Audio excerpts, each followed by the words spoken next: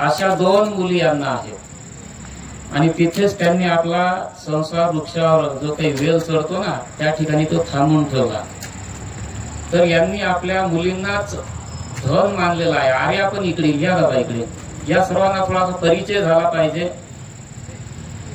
आदरणीय निलेश दादा हे पोलीस विभागामध्ये जवळपास 10 वर्षापूर्वी त्यांना नोकरी मिळाली होती, परंतु राष्ट्रसंत तुकडोजी महाराजांच्या विचारांचा प्रचार करता यावा आणि मग पोलीस खात्यातील जी काही नोकरी आहे त्यामध्ये अनेक ठिकाणी बदल्या होत राहतात आणि आपल्या गावामध्ये आपल्याला सेवा करता यावी। तुझं गावाचं नाही का तीर्थ, याप्रमाणे ज्या गावामध्ये जन्माला आलो, ज्या गावाने वाढवलं, ज्या गावाचे उपकार आहेत, ऋण आहे, त्या गावामध्येच आपल्याला राष्ट्रसंत तुकडोजी महाराजांचा विचार प्रेरता यावा आणि म्हणून ते त्या ठिकाणी अव्याहतपणे कार्यरत असतात, सर्व कुटुंब या ठिकाणी। आणि नंतर त्यांनी डिफेन्स मध्ये नोकरी स्वीकारली तिथेच, आणि मग अशा प्रकारचे कुटुंब राष्ट्रसंत तुकडोजी महाराजांच्या विचारात वाहलेलं कुटुंब आहे।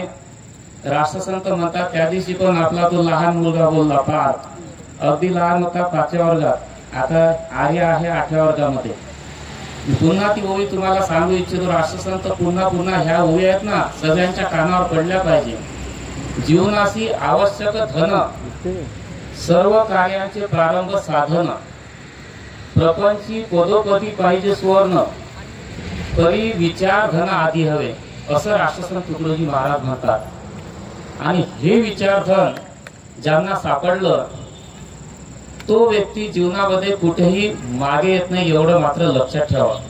पुन्हा त्या अध्यायामध्ये राष्ट्रसंत म्हणतात की सुविचारा वाचवणी काही, पैसा सत्कारणी लागत नाही, धन वाढता मान वाढत जाईल, घडता सवय न घडती। धनाने फार मोठ्या वाईट सवयी लागतात आणि मग त्या एकदा त्या जडल्या की मग त्या आपल्या मागे काही येत नाहीत। आणि म्हणून जे काही वैभवाचं धन आहे, जे आपण ज्याला खास धन म्हणतो, वैभव संपत्ती, त्या मागे लागल्यापेक्षा असं धन आपल्याला गवसलं पाहिजे। निलेश दादा हे धन कुणालाही सापडत नाही।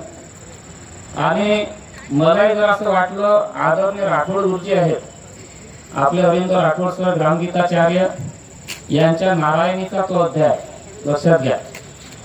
आणि राठोड गुरुजीचा फोन आला, सर्व नियोजन झालं होतं, नारायणीचं आपण नाव टाकलं होतं आणि मग यांचा सेवा झाली पाहिजे एवढ्या तुम्ही एवढी इच्छा। म्हणजे हे जे काही विचारपीठ आहे हे साधं नाही।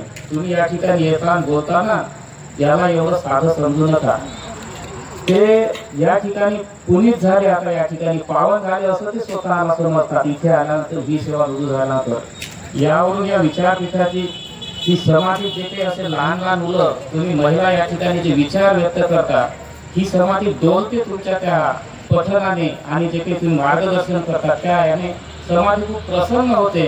हा आशीर्वाद या ठिकाणी मिळतो आणि त्या नारायणीनं तिचा दिवस आर्याला दिला, तिच्या मैत्रिणीला। आपण नारायणीसाठी आणि आर्यासाठी आपण टाळ्या वाजवल्या पाहिजे। योगायोगाने या ठिकाणी आपल्या अखिल भारतीय श्री गुरुदेव सेवा मंडळाचे जीवन प्रचारक आदरणीय डॉक्टर श्री सूर्यप्रकाशजी जयस्वाल सर या ठिकाणी आहेत। मी त्यांना अशी विनंती करतो की या सर्व कुटुंबाचा आपण या ठिकाणी महोत्सव समितीच्या वतीने यथोचित राष्ट्रसंताचा ग्रंथ देऊन त्याचप्रमाणे शाल अर्पण करून यांचा सत्कार करावा। त्याचप्रमाणे अरविंद राठोड सर जर या ठिकाणी असतील तर त्यांनी सुद्धा या ठिकाणी सहभाग घ्यावा।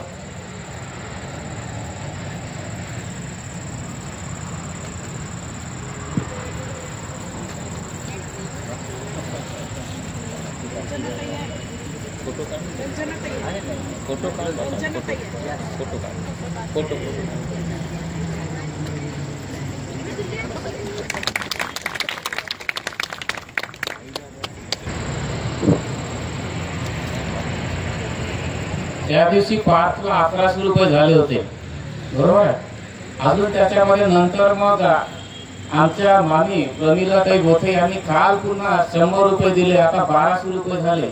100 रुपये आजीवर पोचले ना, ठीक आहे।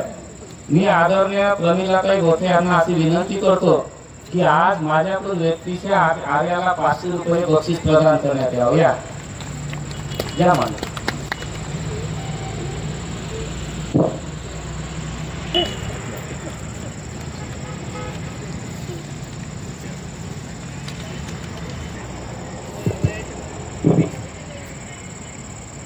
वाजवा, टाळ्या वाजवा. आमच्या मामी म्हणजे साक्षात माय मंजुळा माता. मान्य आहे तुम्हाला?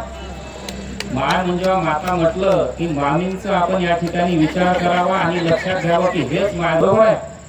अशा प्रकारे आपलं जीवन आपण धन्य केलं पाहिजे. तर असो निलेश दादा, आपण या ठिकाणी आला, आर्या पण या ठिकाणी आली.